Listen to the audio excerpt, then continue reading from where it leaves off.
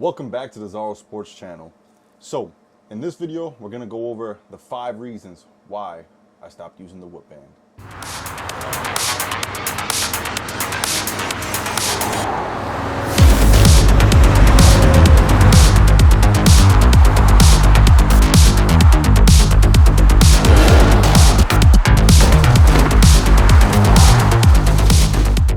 Okay, so let's get this one out of the way right away. The number one reason why I decided to stop using the whip band was because I felt like it was just an extra expense that I didn't have to do anymore, that I could avoid.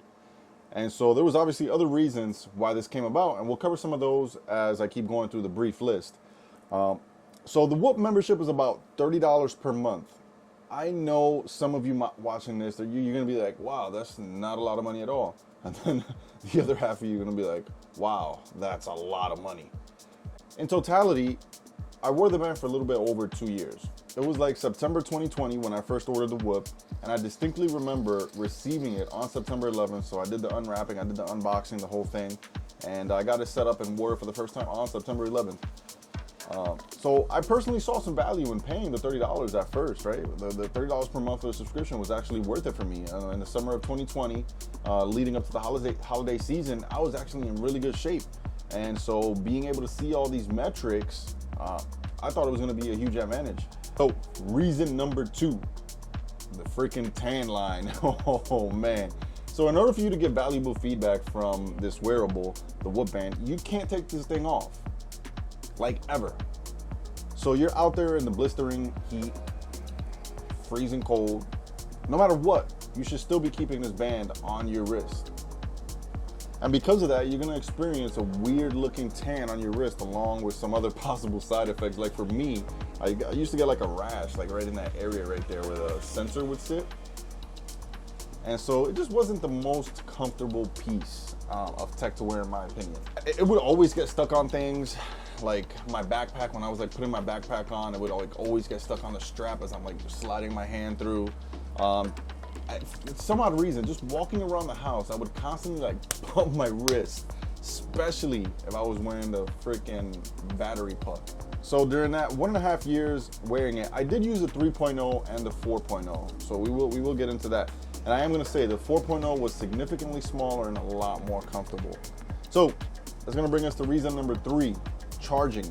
The charging pucks for these wearables, they're pretty big and bulky, and they can look kind of clumsy on your wrist. So many of the times I would just be getting ready in the morning, and when I got the alert on my phone that the Whoop needed to be charged, it'd be too late, really. It would be too late. There are many occasions I would get the alert on a late evening when I'm just finishing work. So by the time I get back home, I just completely forget that I need to charge this thing. And so the next day I'd be out there with a freaking uncharged Whoop band. So sometimes if I didn't charge it, it would make it like through half the night, but then like it would just die out there and then you'd have no data. So your sleep data would be all screwed, and it's just kind of like it's a ruined day of data. So me wearing the band the following day, obviously it was useless. The 3.0 battery was not waterproof, which was a bummer because there was many times that I wish I could just hop in the shower with this thing on. But I would have to take it off and put it back on after the shower, losing out on some critical minutes of data.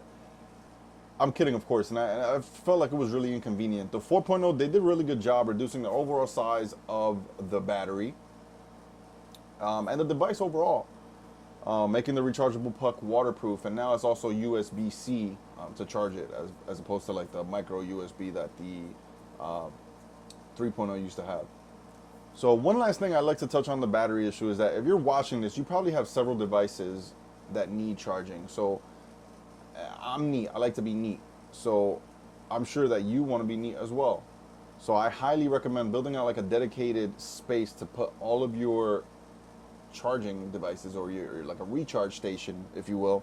So this is my little area here, and that's going to bring us to the next reason why I stopped using it: anxiety and stress. So in the beginning of 2021, I opened up my own gym, just like the channel. Zarosports and Training is the name of the gym. So this brought a lot of responsibility onto my plate and other obligations as well. So my training actually slowed down a lot. And while the 4.0 made many improvements, one of which I loved was the haptic feedback, the haptic alarm. So you could actually like wake up and it would just like buzz on your wrist, and you could kind of like get like a gentle wake up instead of like some blaring sounds or the annoying iPhone alarm. So another cool couple of features that the 4.0 has is that it could actually wake you up depending on your level of recovery. So you could set the parameters basically, like if you reach green, if you reach a certain level of recovery, you're gonna wake up at whatever time, whether that's like 2 hours before your actual wake up time that you usually wake up, or whatever the case may be. And then there's actually like a cutoff point. So if you have not recovered by that cutoff point, it's gonna wake you up. The thing is that now I had this sequence of events that I had to do in the morning. I had this like long, drawn out like morning routine that I just kind of got sick of. It was like wake up, fill out the journal, do the whole thing on the Whoop app, and then I just kind of got tired of it. So I had the alarm going off, the Whoop band along with really early clients. My nutrition was off track. I was going off the deep end here. There was a lot of stuff happening, and it's still kind of happening now. So there was a lot going on, to say the least. At the time, I was working on my MBA and fulfilling my duties as a reservist, which was really just the last blow. I had a month-long school that I had to go to, and I didn't want to like bring the Whoop band with me and have to charge it while I'm away doing these exercises for a month long, and I just didn't want to do it. So that was kind of like the nail in the coffin for me. And eventually, I turned the haptic alarm off.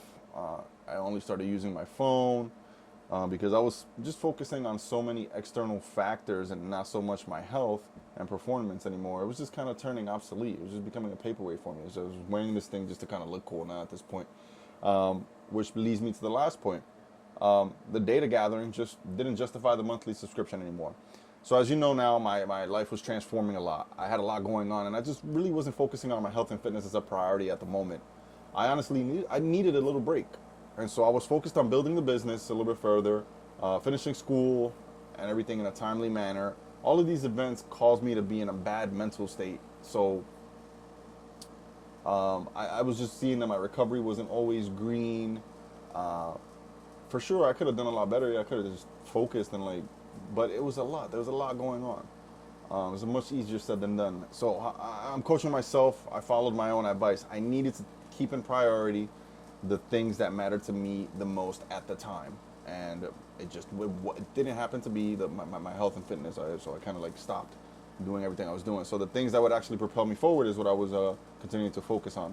Worrying so much about this singular aspect and recovering and seeing if it was red or yellow or whatever the case may be, it just wasn't helping me in the end. It was actually making me worse. And so that's where I decided enough was enough. I just stopped wearing it. The $30 per month just wasn't worth it for me to see a little freaking green bar come up telling me that I recovered.